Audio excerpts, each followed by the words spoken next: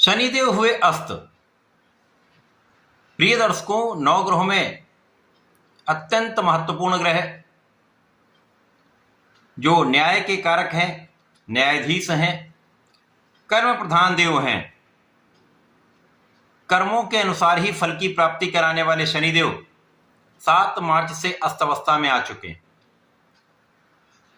जब भी कोई ग्रह सूर्य के अत्यधिक निकट होता है, सूर्य के साथ युक्त प्रभाव में होता है, तो उस ग्रह का प्रभाव सूर्य के आभा मंडल के समक्ष, सूर्य के प्रभाव के समक्ष निर्बल हो जाता है और इसी अवस्था को अस्त अवस्था कहते हैं।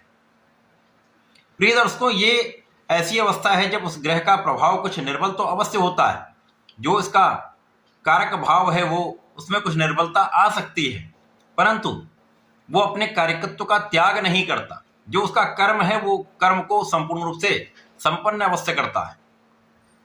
और शनिदेव तो ऐसे ग्रह हैं जो रंग से राजा बनाते हैं। शनिदेव ऐसे ग्रह हैं जो आपको प्रयोगात्मक रूप से तथा आपको पूर्ण जीवन का ज्ञान प्रदान करते हैं, अच्छे बुरे का आकलन कराते हैं।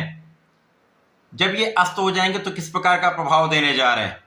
जय श्री गणेश। नमस्कार, मैं आचार्य संजय द्विवेदी।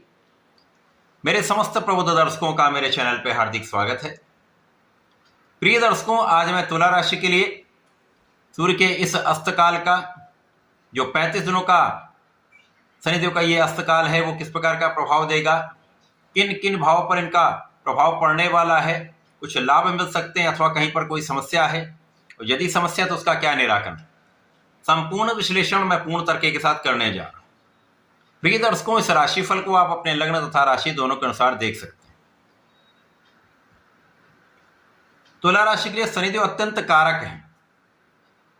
तुला राशि शनिदेव की उच्च राशि है। यहां पर शनिदेव अत्यंत महत्वपूर्ण प्रभाव प्रदान करते हैं। तुला राशि के लिए चतुर्थ तथा पंचम भाव के स्वामी हैं। सुख तथा ज्ञान के स्वामी होकर इनका गोचर षष्ठम भाव में चल रहा है। अब ये भाव अत्यंत महत्वपूर्ण है। ये त्रिक भाव है, यहां पर शनिदेव कारक भी होते हैं।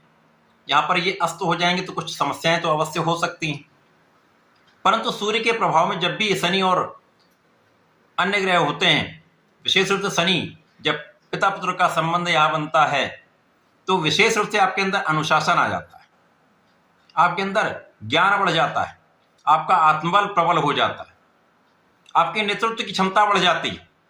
तो तुला राशि के लिए ये सब तो होने वाला है, कहीं पर कोई बड़ी समस्या नहीं।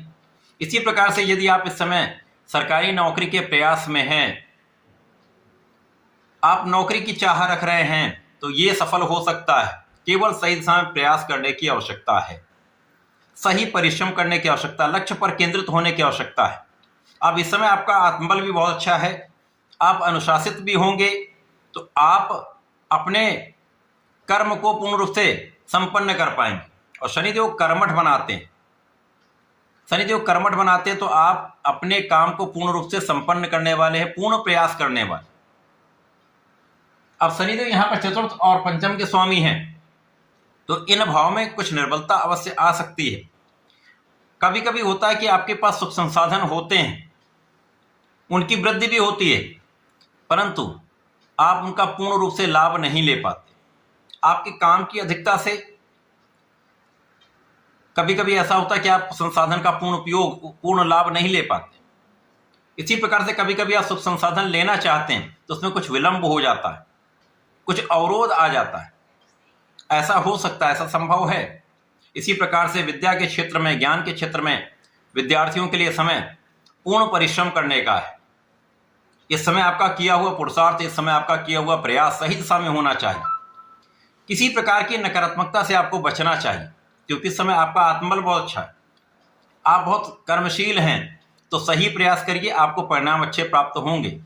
इस समय में आपको पिता का सहयोग पूर्ण रूप से प्राप्त होगा, उच्चाधिकारियों का पूर्ण रूप से साथ मिलेगा, शासन प्रशासन से पूर्ण लाभ मिलेगा। विशेष रूप से सरकारी नौकरी वाले लोगों को विशेष समय है जब आपके कर्म क्षेत्र पर पूर्ण रूप से आपका प्रभाव रहने वाला है, लोगों के बीच में आपका विशेष प्रभाव रहने वाला है। आप सफलता की प्राप्ति करेंगे, परंतु यहां पर आपको बहुत निष्ठा के साथ अपने कार्य को करना चाहिए। यदि आप पूर्ण निष्ठा के साथ अपने कार्य में लगे रहते हैं, किसी प्रकार का अन्याय नहीं करते, किसी गलत कार्य से आप धन अर्जित नहीं करते, कोई समस्या नहीं हो। और यदि कहीं पर गलत मार्ग से धन का लाभ लेते हैं तो यहाँ आपको बहुत बचना चाहिए, क्योंकि समस्या अवश्य होंगी। इस समय में आपके रोगों से आप बचेंगे, अवरोधों से आप बचेंगे, शत्रुओं का विनाश निश्चित होगा, यहाँ पर किसी प्रकार का कोई संदेह नहीं। तो आपकी संपूर्ण सुरक्षा तो अवश्य होगी। इस समय हो सकता है कि आप उतना आध्यात्मिक ना रह पाएं, उतना पूजा पाठ में आपका मन ना लगे, लेकिन आपको अपने इष्ट का ध्यान करते रहना है, अपने ईश्वर पर पूर्ण विश्वास करके धर्म के मार्ग पर चलते रहना है। और इस समय जो आपका प्रयास है, आपका परिश्रम इस समय बढ़ा हुआ होगा, परिश्रम को सही दिशा में लगाने की आवश्यकता होगी। इस समय आपकी यात्राएं आपके लाभान्वित करने वाली होंगी। जो जातक विदेश में रहकर कार्य कर रहे हैं, विदेश से संबंधित होकर किसी नौकरी में है, किसी व्यापार में, किसी प्रोफेशन में है, तो निश्चित रूप से यहाँ पर अच्छे लाभ की प्राप्ति संभव है। आपका किया हुआ पुरुषार्थ सफल होगा, आपका किया हुआ प्रयास सफल रहेगा। इस समय में आपके लाभ में अवश्य ही वृद्धि होगी, यहाँ पर किसी प्रकार का कोई संदेह नहीं है। आप जो भी कर्म करते हैं, जो भी आप काम करते हैं, जो भी आप प्रोफेशन में हैं, जिस भी व्यापार में हैं, उन सभी में आपका किया हुआ प्रयास आपको धन की निरंतरता देगा।